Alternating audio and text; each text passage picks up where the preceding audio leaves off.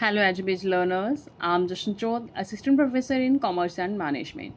Today, we begin our journey into research aptitude with the foundational topic that is Basics of Research Methodology Terminology.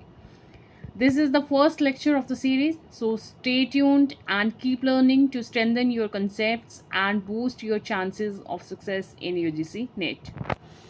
So let's begin with the first one. Research aptitude अगर हम module की बात करें तो सबसे पहले हम बात करेंगे रिसर्च की. रिसर्च होता क्या है? Research means research, searching again and again, discovering something new. So we can say that a systematic investigation to discover new knowledge, solve problems, or answer specific questions, whether it can be qualitative, quantitative, or mixed. अगर बात करें इन तीनों की, qualitative, quantitative और mixed की, in depth हम इन topics को अलग से वन बाय वन कवर करेंगे. तो फॉर द टाइम बीइंग अगर इस लेक्चर की बात करें तो आज हम सिर्फ बेसिक जो टर्मिनोलॉजी हैं उनसे थोड़ी सी दोस्ती करेंगे. क्लियर? तो रिसर्च क्या है? रिसर्च करना चीज़ों को अगेन एंड अगेन एंड उसमें से कुछ नया डिस्कवर करना. ठीक है, न्यू नॉलेज को गेन करना. Secondly, research methodology. Research methodology होती क्या है? इसका मतलब है कि रिसर्च हमने कैसे करनी है, क्या हमने टूल्स लगाने हैं, पर्टिकुलर किसी चीज़ के ऊपर अगर कुछ सर्च कर रहे हैं, क्या टेक्निक्स लगानी है, क्या हमारी स्ट्रेटेजी है उस रिसर्च को कंडक्ट करने के लिए. तो सिंपली हम ये कह सकते हैं रिसर्च मेथडोलॉजी क्या है. रिसर्च मेथडोलॉजी हमें आंसर करना है कि how will the research be conducted. ठीक है, clear? Moving towards the next. अभी रिसर्च समझ आ गया, मेथडोलॉजी समझ आ गया. Then the next is the most important research methods. जितने भी टॉपिक आज हम बेसिक कंसेप्ट कवर करेंगे, इन ये सारे ना हमारे जो रिसर्च एप्टीट्यूड जो हमारा सेकेंड यूनिट है पेपर 1 का प्रेपरेशन, तो इसमें हम प्रॉपरली एक एक टॉपिक को कवर करेंगे इन डिटेल, इन डेप्थ. ठीक है, तो रिसर्च मेथड्स होते क्या हैं? These are the specific procedures और techniques use to identify, select, process and analyse information. Like हम सर्वे करते हैं, आपने देखा होगा कुछ बैंकिंग रिलेटेड कुछ क्वेश्चनियर आते हैं हमारे पास कि आपका कैसा एक्सपीरियंस रहा. कुछ कंज्यूमर बिहेवियर पे आते हैं कि आपको हमारी मार्केटिंग स्ट्रेटजीज कैसे लगी, आपको प्रोडक्ट कैसा लगा. ठीक है, क्वालिटी चेक करने के लिए तो सर्वेज होते हैं, इंटरव्यूज़ होती हैं, एक्सपेरिमेंट्स होती हैं, ऑब्जर्वेशंस होती हैं. तो ये सारे क्या है? रिसर्च के मेथड हैं. यहाँ पे हम क्या करते हैं? स्पेसिफिक प्रोसीजर्स या टेक्निक्स को आइडेंटिफाई करते हैं, सिलेक्ट करते हैं, प्रोसेस करते हैं एंड देन इंफॉर्मेशन को एनालाइज करते हैं. तो ये सारे क्या हैं? Research methods. कुछ की एग्जाम्पल यहाँ पे दी हुई हैं, इसके अलावा और भी बहुत सारी हैं जो आगे हम आने वाले लेक्चर्स में कवर करेंगे. Then the most important keyword is the hypothesis. Hypothesis होता क्या है? ये एक टेस्टेबल अजम्पशन है, प्रेडिक्शन है, रिलेशनशिप बिटवीन टू और मोर वेरिएबल्स.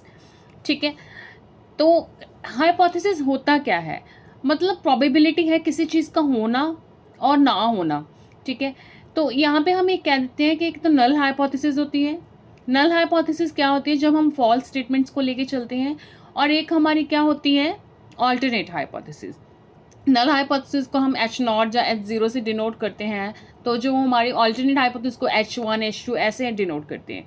ठीक है, तो ये क्या कहती हैं? मानो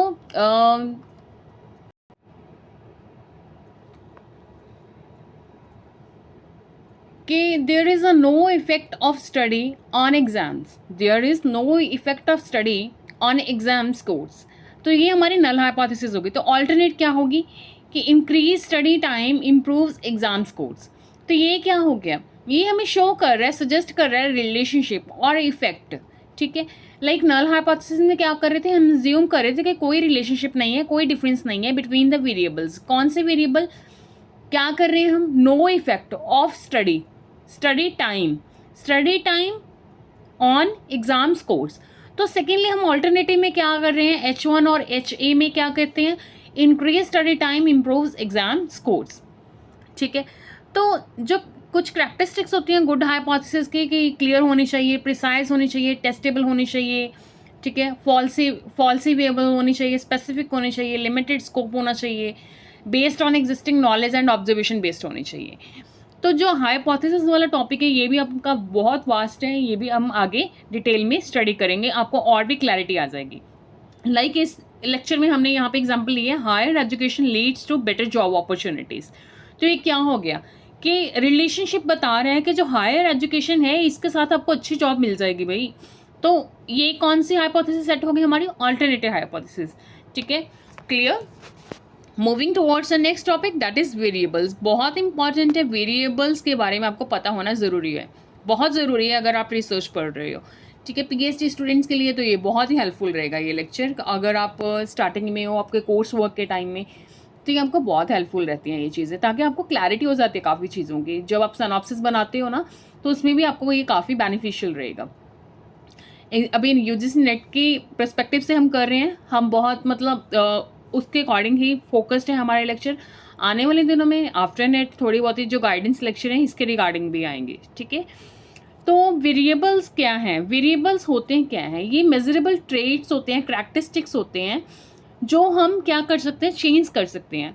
तो फर्स्ट ऑफ ऑल अगर हम बात करें, अगर हम बिल्कुल बेसिक से शुरू करें तो हम दो वेरिएबल के बारे में हमें ज़्यादा पता होता है। एक होता है dependent variable, another is the independent variable. Dependent variable और इंडिपेंडेंट वेरिएबल होता क्या है। इंडिपेंडेंट वेरिएबल होता है द वन यू चेंज, ठीक है, कॉज। इंडिपेंडेंट एंड डिपेंडेंट कौन सा होता है, जो पहले वाले के ऊपर डिपेंड होता है, the one you measure. Like हम दो वेरिएबल की बात करते हैं, एक आपने वर्क लाइफ बैलेंस ले लिया, एक आपने वर्क लाइफ बैलेंस ले लिया, एंड सेकेंड आपने वेरिएबल ले लिया psychological wellbeing, psychological wellbeing. Clear.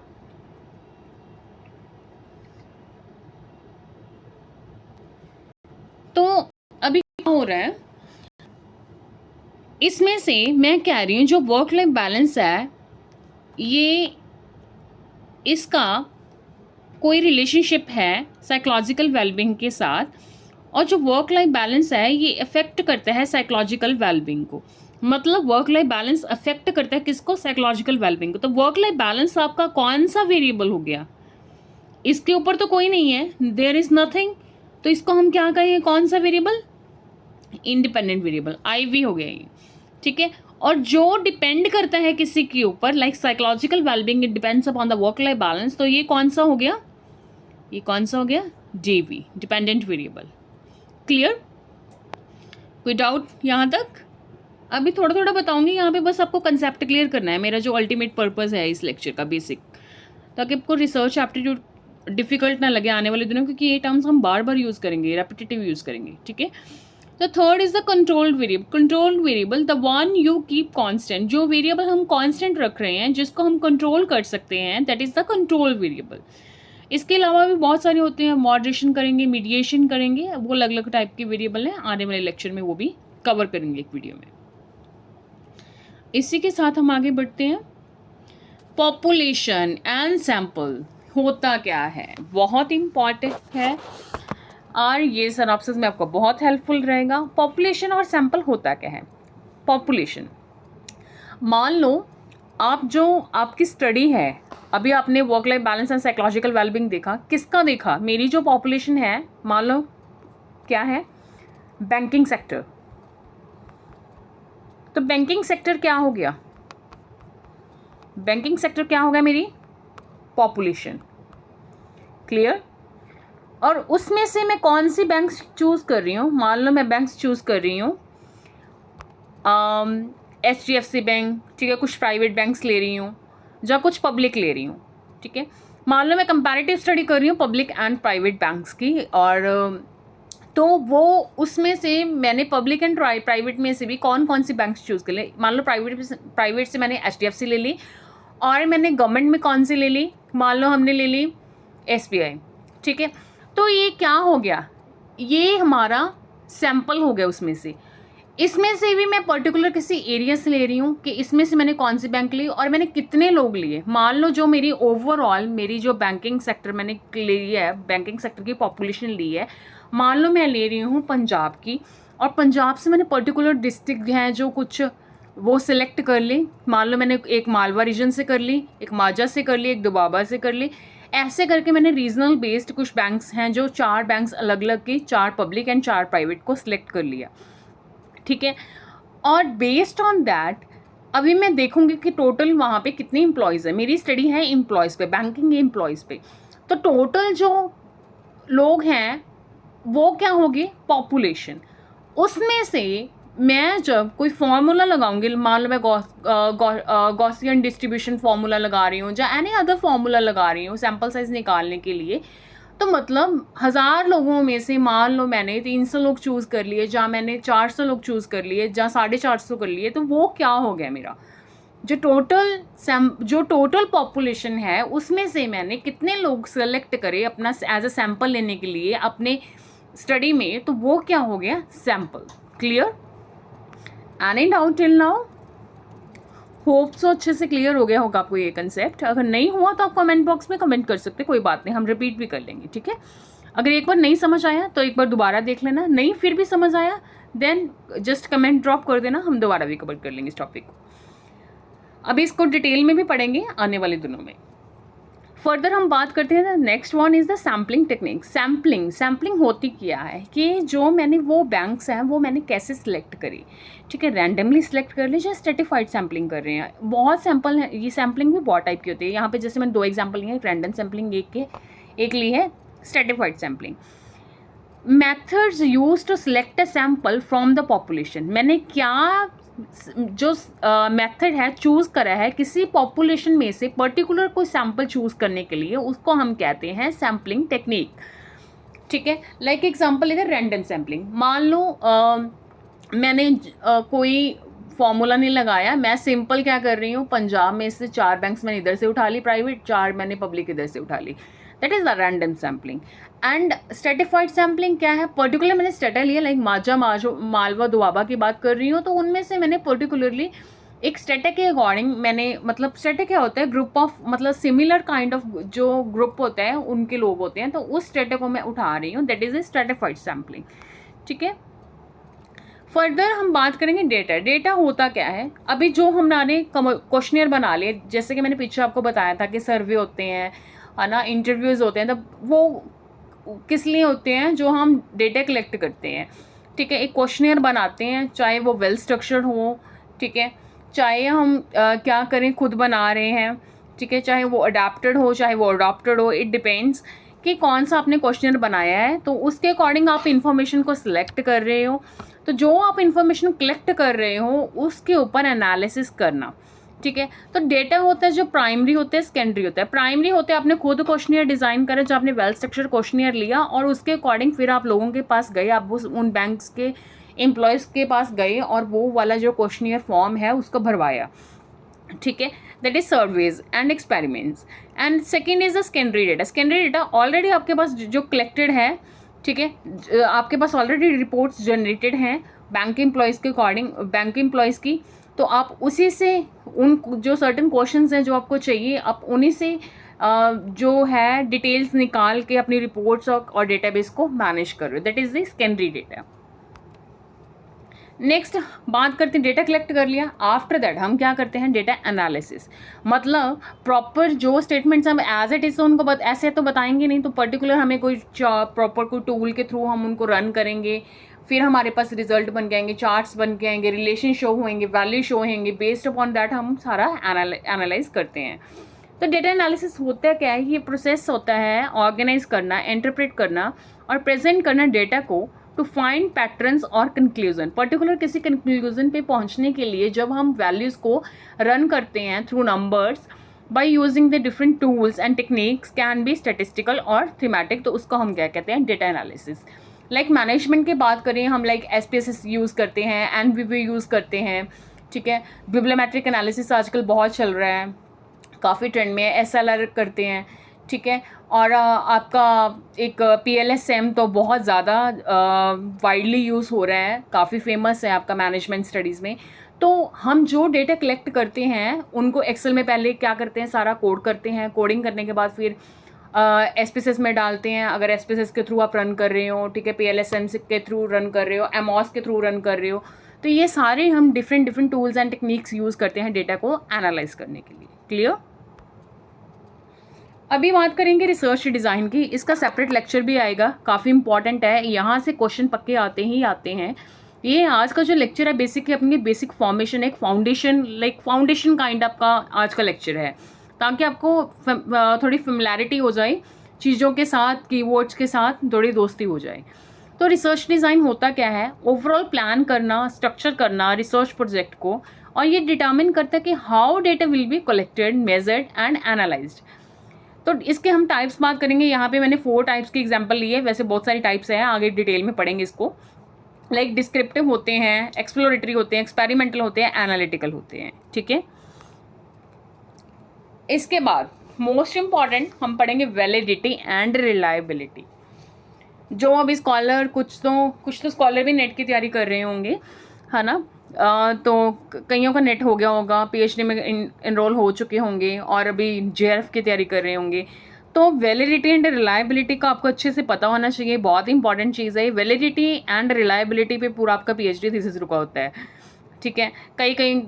कई महीने लग जाते हैं, कई बार सालों भी लग जाते हैं इन चीज़ों को अचीव करने में। वैलिडिटी क्या होती है? ये are you measuring what you intend to measure, ठीक है, कि आप क्या मेज़र करना चाहते हो और आप उसको मेज़र कर पा रहे हो।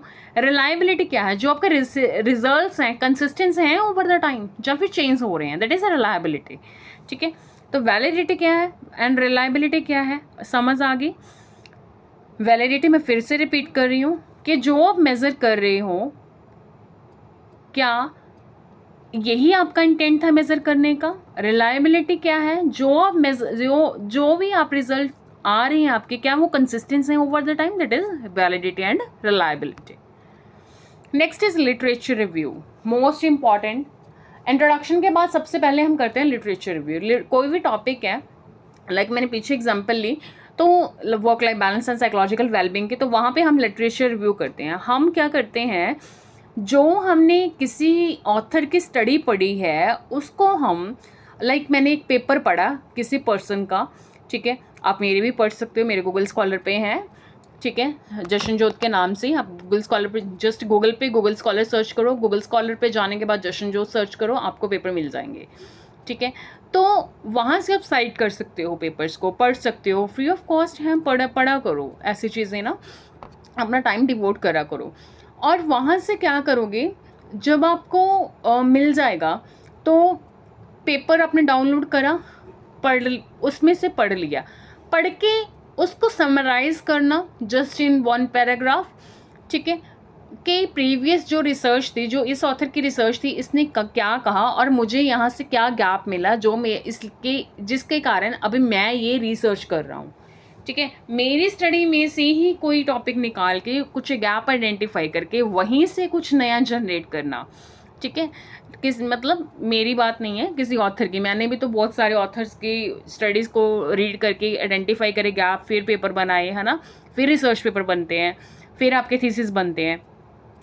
तो उसको हम क्या कहते हैं, literature review. Next, the most important thing, that is the ethics in research. आजकल ये बहुत बड़ी प्रॉब्लम आ गई है। इंश्योर करना honesty, integrity and voluntary participation, confidentiality and no harm to participant, that is the ethics in research.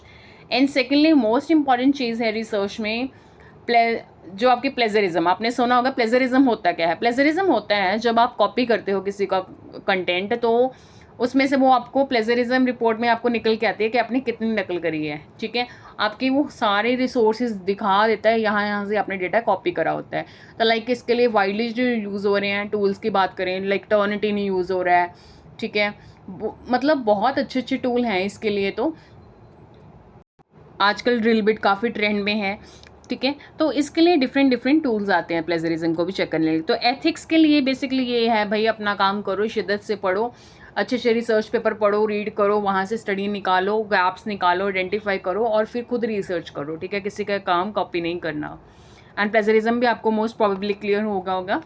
That's all for the today. अभी next lecture में हम नई नई चीज़ें और पढ़ेंगे। बस ऐसे ही आप पढ़ते रहिए, स्टे मोटिवेटेड, स्टे हाइड्रेटेड, गर्मी बहुत हो गई है, ठीक है। नेट का भी अभी आपका एग्ज़ाम आने वाला है, बहुत कम दिन रह गए हैं पास में।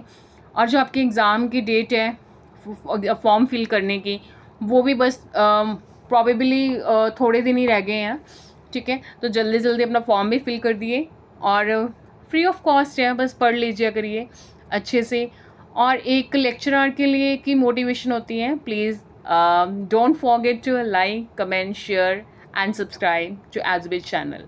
Thank you so much.